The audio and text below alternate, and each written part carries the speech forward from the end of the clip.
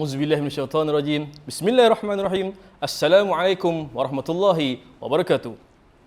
Alhamdulillahirabbil alamin wassalatu wassalamu ala asyrafil anbiya wal mursalin wa ala alihi wa ashabihi wa man tabi'ahum bi ihsanin ila yaumiddin. Amma ba'd. Kembali kita di dalam program Ada Apa Dengan Ramadan bersama-sama dengan kita Al-Fadil Al-Imam Hassan Adli untuk kita membicarakan topik yang kedua. Apa khabar Ustaz? Baik, alhamdulillah sihat. Apa setelah seminggu Ramadan macam mana Ustaz?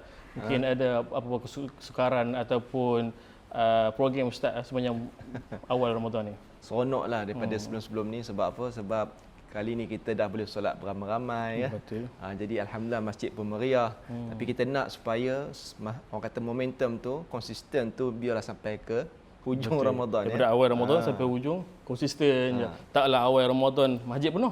Mai kat hujung 1/3 masjid kan. InsyaAllah. Betul, Itu kita harapkan.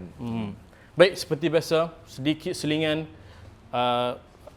set kita pada hari ini ditaja oleh company event Stage Master. Kalau tuan-tuan dan puan dapat lihat di belakang ini, pemasangan LED secara kemas dan teratur untuk sesiapa saja yang ingin menjalankan ataupun membuat program di luar sana yang ingin mendapat perkhidmatan pemasangan LED dan sebagainya, insya-Allah. Selain itu, kalau tuan-tuan dan puan dapat lihat pakaian kami ini disponsor oleh dua syarikat ataupun dua busana besar, iaitu satunya Suci Bayat Hamzah yang saya pakai ini, dan yang keduanya daripada Ustaz, produk Ustaz sendiri, iaitu butik Hassan Adli. Insya-Allah topik kita pada kali ini, pada episod yang kedua, membicarakan tentang jihad Ramadan.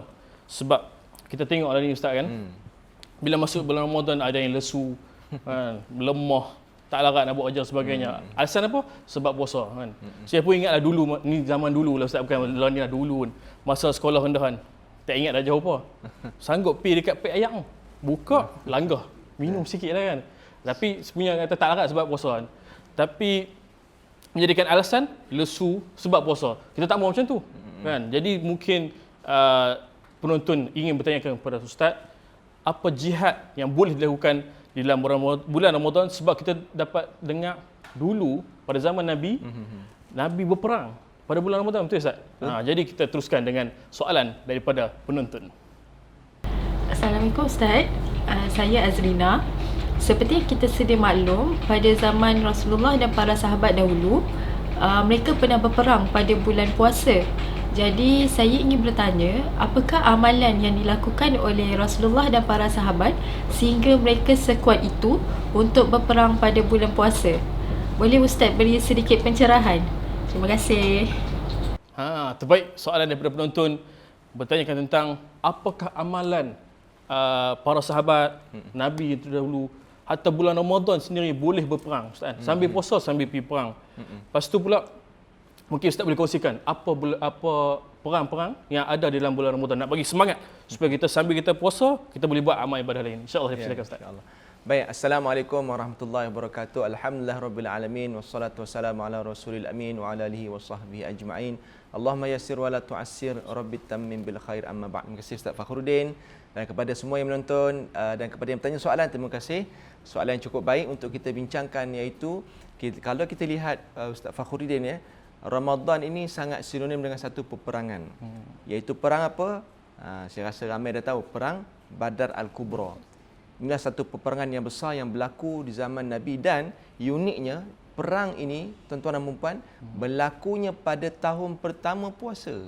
Tahun pertama. Cuba bayangkan kita dalam keadaan first time puasa. Orang kata lembik kita tak? Memang begitu. Realitinya memang sahabat ada sebahagian mereka yang terpaksa berbuka puasa kerana di sana ada rukhsah sebab perang kan. Perang Badar Al-Kubra ni berlaku pada tahun kedua Hijrah. Dikatakan pada 17 Ramadan. Tahun pertama ayat Al-Quran turun, ayat tentang puasa kita tahu turun pada tahun kedua Hijrah, iaitu a'udzubillahi minasyaitonirrajim, ya ayyuhalladzina amanu kutiba alaikumus siyamu kama kutiba alal ladzina min qablikum la'allakum tattaqun. Ayat ni tak payah terjemah dah, orang dah tahu dah kan, tentang wajib puasa, turun pada tahun kedua Hijrah. Maka ketika itu mereka pun berpuasa, dan turun pula perintah peperangan Badar Al-Kubra. Berlaku perang Badar, ya Allah, bayangkan. Dan ketika itu kita memaklum Perang Badar ini 1000 tentera musyrikin Quraisy ya dengan 100 ekor kuda perang yang dipakaikan pakaian baju besi ya, termasuk dengan 700 ekor unta dengan penyanyi-penyanyi wanita menyemarakkan menyemarak semangat mereka mengutuk tentera Islam. 313 ataupun 314 orang sahaja tentera muslimin dengan keadaan yang berpuasa ya, kemudian dengan kuda ada 2-3 ekor je, unta 70 ekor itu pun tak berapa nak gemuk sangat ya. Bayangkan puasa pula Allah, tapi kita lihat satu kekuatan yang ada pada Rasulullah, yang ada pada para sahabat, mereka yakin dengan pertolongan Allah. Dan Nabi berdoa. Sebab tu kalau kita tengok jihad apa bulan Ramadan yang patut kita buat, yang pertamanya jihad melawan nafsu. Itu kenalah kita bersama-sama. Betul puasa ni penat, lapar dan dahaga, tapi itulah sebenarnya hikmah Allah nak bagi kita satu kekuatan untuk kita melawan nafsu, kan? Sebab apa? Sebab nafsu, sifat mazmumah ni Ustaz Fakhruddin kan. Kita ni sifat mazmumah ni, sifat-sifat tercelanya datang banyak daripada perut kita. Sebab makan banyak. Kan? Kita ni pantang jumpa je. Ustaz Fakhruddin tak, saya lah. Pantang jumpa ya. Ya Allah. Tambah kalau makanan free. Orang kata makan yang paling sedap makanan free. Betul. Kan? Sebab tu tuan-tuan dan puan, bila mana banyak makan, kadang-kadang tak sedar makan kita haram. Haram mungkin tak makan, tapi yang syubhah ni, yang masuk ni, syubhah yang tak perasan tu. Oleh kerana itu banyak benda-benda yang tak baik masuk, menyebabkan kita nak mengumpat orang, mengatur orang dan sebagainya. Oleh kerana itu bila sebut tentang jihad ni, bila kita kaitkan dengan Badar Al-Kubra, yang pertama lawan nafsu, kemudian yakin dengan pertolongan Allah, sebab Nabi pun berdoa, Allahumma in tuhlik hadhil asabah la tu'bad fil ardi abada. Doa Nabi, ya Allah, kalau kau kalahkan pasukan kami ini, maka aku khawatir nanti tak ada siapa nak beribadah pada engkau lagi. Jadi doa Nabi makbul, akhirnya Allah hantarkan pasukan para malaikat membantu. Begitu juga kita Ramadan banyakkan berdoa, insya-Allah Allah sentiasa mendengar doa kita. Jangan putus asa, lawan nafsu kita, insya-Allah kita akan diberikan pertolongan oleh Allah Subhanahu Wa Taala. Wallahu alam ya. Masya-Allah. Sangat best, sangat terbaik kupasan daripada Ustaz tentang jihad Ramadan, bagaimana para sahabat counter balik perang di bulan Ramadan dengan dua perkara, iaitu melawan hawa nafsu dan niat kita kepada Allah SWT agar pertolongan itu sampai untuk kita gerakkan ibadah di dalam bulan Ramadan ini, insya-Allah. Jadi saya pasti ada lagi penonton yang ingin bertanya soalan. Mari sama-sama kita saksikan. Assalamualaikum Ustaz. Nama saya Iman. Saya ada soalan untuk Ustaz. Dalam bulan Ramadan ni, tanpa kita sedar, kita dah mengeluh, kita dah merungut. Jadi saya nak tanya Ustaz, adakah puasa kita diberkati oleh Allah kalau kita buat macam tu? Terima kasih. Cantik persoalan daripada sahabat penonton kita tentang ada orang kan Ustaz kan, dia mengeluh bila mana dia berpuasa. Adakah puasa dia tu diterima oleh Allah ataupun macam mana Ustaz? Minta Ustaz. Dia begini ya Ustaz Fakhruddin. Satu hadis Nabi sebut, kam min shaimin laisa lahu min siyamihi illa al-ju' wal atash. Berapa ramai yang puasa tapi puasanya tak lain tak bukan dapat lapar dan dahaga. Yang ini puasa yang tidak didasari dengan iman lah. Jadi puasa dia orang kata ikut-ikutan ya.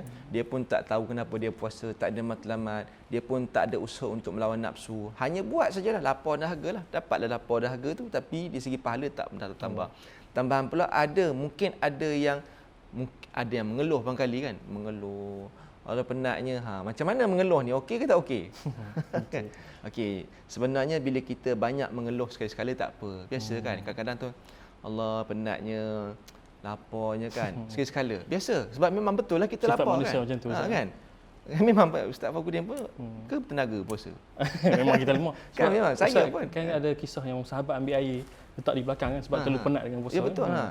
Oleh kerana itu, keluhan ini sekali-sekala tak apa. Jangan sampai orang kata sampai mengeluh sampai kita macam yalah, orang kata mengeluh melampau-lampau itu boleh jadi makruh.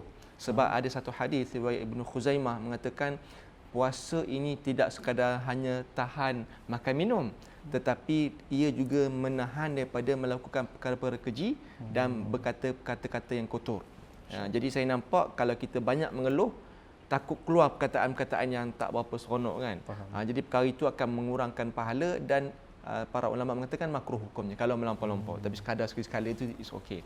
Sebab tu sidang penonton yang dirahmati Allah sekalian, bulan Ramadan ni memang penat kan. Saya sendiri pun penat, tambahan orang pergi sana sini kan, travelling kan, penat. Cuma bila kepenatan tu kita yakin dengan penat ini betul dapat pahala. Sebab ada satu hadis juga Nabi sebut, dalam satu hadis siapa yang tidur di siang hari kerana penat puasa pun dapat pahala. Ibadah ya. Ibadah masya-Allah, tapi bukanlah kata tidur sepanjang masa. Ya, ada orang dengan seronok adin dia pun tidur daripada subuh, lepas sahur sampai maghrib tidur. Zuhur entah ke mana, asar pun entah ke mana. Itu tak boleh lah. Sebab tu ya, Ramadan ini apa pun kita buat ya, kalau penat tu memang penat, cuma kita yakin di sana ada pahala yang berlipat kali ganda ya. Insya-Allah, sebab Nabi, para sahabat macam kita tengok mereka berperang kan. Masya-Allah penat kan. Tapi kerana apa? Kerana mereka yakin dengan pertolongan Allah. Cuma saya nak sebut dekat sini, kurangkan mengeluh, banyakkan doa. Ya. Tukar daripada kita keluh, berdoa, ya Allah Tuhanku, mudah-mudahan kepenatan puasa ini ya Allah, tak apa kita sebutkan, kita menyebut ibadah kita mengeluh pada Allah Taala kerana ibadah kita ni dengan sebab doa, tak apa. Ya Allah Tuhanku, dengan sebab dengan puasa ini mudah-mudahan ya Allah, ya kerana menahan lapar dan dahaga ini ya Allah, mudah-mudahan ya Kau kabulkanlah hajat aku ya Allah kan. Kita ini banyak diuji dengan ujian. Jadi pada mengeluh tu ubah kepada doa. Kan banyak manfaatnya, sebab bulan Ramadan adalah bulan yang perlu banyak doa. Ya, macam Allah Taala sebut dalam Al-Quran surah Al-Baqarah 186, wa idza sa'alaka ibadi anni fa inni qarib ujibu da'watad da'i idza da'an falyastajibu li wal yu'minu bi la'allahum yarshudun. Ya, Allah Taala kata apa? So banyak doa. Apa maknanya? Buka Quran tengoklah ayat tu ya. Insya-Allah ada manfaatnya. Insya-Allah. Terima kasih. Jazakumullahu khair kepada ustaz atas penjelasan. Kita nak mengeluh boleh, tapi sikit saja. Jangan terlalu banyak mengeluh, takut-takut berkurang pahala puasa kita. Betul Ustaz? Insya-Allah apa yang saya dapat konklusikan daripada perkongsian ustaz sebentar tadi, bila mana kita puasa ada dua. Yang ini kita puasa mulut. Mulut ni kena jaga banyak. Jangan sikit-sikit nak mengeluh, jangan sikit-sikit nak mengata orang, nak cari dosa-dosa yang mampu mengurangkan pahala berpuasa kita. Yang kedua adalah puasa perut. Nafsu ni dia kuat sebab terlalu banyak makan, betul kan? Tapi kita mampu kurangkan kekuatan nafsu ini dengan kita berpuasa dan kita terima amalan puasa itu sendiri, supaya kita dapat menahan nafsu daripada melakukan perkara yang mampu mengundang azab atau bala Allah Subhanahu Wa Taala. Insya-Allah dua benda ketika puasa mulut, puasa perut. Mudah-mudahan Allah terima amalan kita, insya-Allah. Jadi untuk tuan-tuan dan puan-puan di luar sana, terus bersama-sama dengan program Ada Apa dengan Ramadan. Setiap hari Sabtu pada jam 6.45 petang sepanjang bulan Ramadan ini, terus bersama-sama dengan Al-Fadhil Imam Hasan Adi dan bersama saya, Saudara Fakhruddin. Kita terus untuk kita mengupas isu-isu ataupun persoalan-persoalan yang datang daripada para penonton. Mudah-mudahan dengan soalan yang dijawab ini mampu mendapat rahmat daripada Allah SWT. Yang baik itu daripada Allah. Ada apa dengan Ramadan? Ada soalan, ada jawapannya. Wa aqulu biqauli hadza wa astaghfirullah li wa lakum. Wassalamualaikum warahmatullahi wabarakatuh.